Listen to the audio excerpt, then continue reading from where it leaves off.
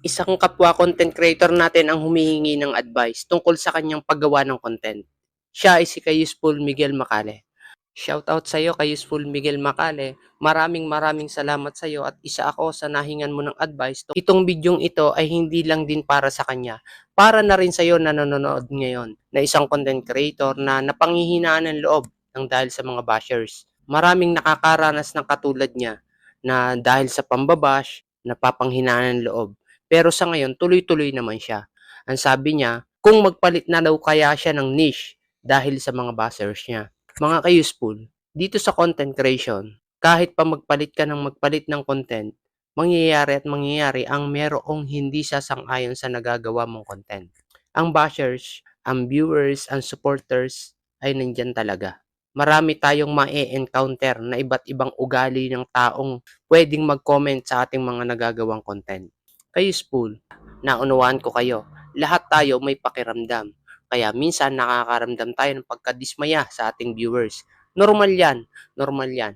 Hindi mo kailangang itago sa sarili mo yan. Ang kailangan ay hanapan mo ng solusyon sa sarili mo kung paano mawawala ang nararamdaman mong hindi ka aya-aya sa sarili mo. Magkakaiba tayo. May mga tao na kapag nakakaranas ng pambabash, talagang hindi kaya. Depende sa sitwasyon. May mga tao naman na kahit binabash na, mas tuwang-tuwa dahil sabi nila doon talaga sila umaangat sa mga bashers. Which is totoo naman. Maaring tumaas ang engagement mo dahil sa mga bashers. Maaring tumaas ang kita mo dahil sa mga bashers. Pero maari din magkaroon ng hindi magandang epekto sa kaisipan mo, maging sa kalusugan, pwedeng makaapekto ang mga basher sa ating mga content creator.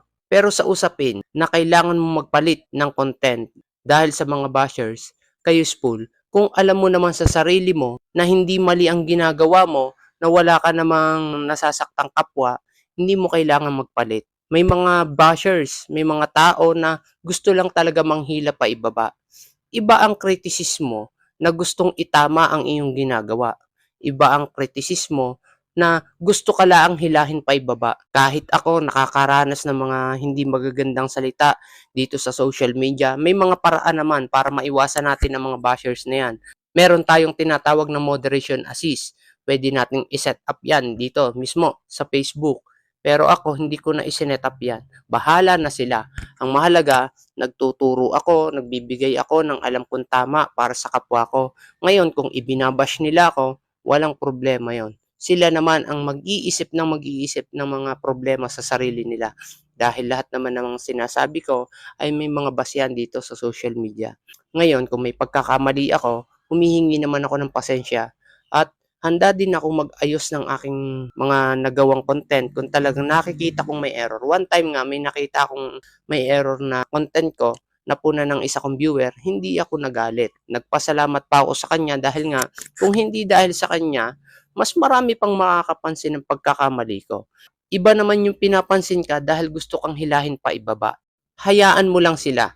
Kung sa pakiramdam mo, ganun ang ginagawa nila sa'yo, hayaan mo sila sa comment section mo kung kaya ng kalooban mo na manatili ang comment nilang yon. Pero kung hindi naman, pwede mo i-hide, pwede mo i-delete, ikaw ang bahala. Kung ikaw naman na isa ka rin sa magtatanong na dapat ka rin ba na magpalit na ng niche, ang sagot kay useful ay depende sa sarili mo. Kung kaya mong dalhin sa sarili mo ang content mo na kaya mong panindigan na wala ka naman talagang nasasaktang kapwa, ipagpatuloy mo lang. Ngayon, kung talagang hindi mo na kayang ipagpatuloy ang isang bagay, desisyon mo pa rin yan. Ang ibig sabihin, walang perpekto dito sa social media.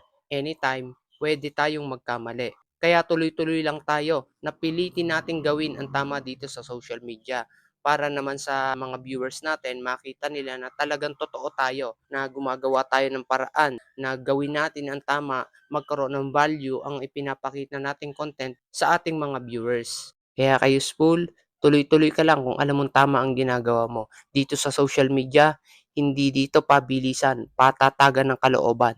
Habang nakikilala ka, habang lumalawak ang naaabot ng mga content mo, mas dumadami ang maaaring makapagsalita sa iyo ng hindi maganda.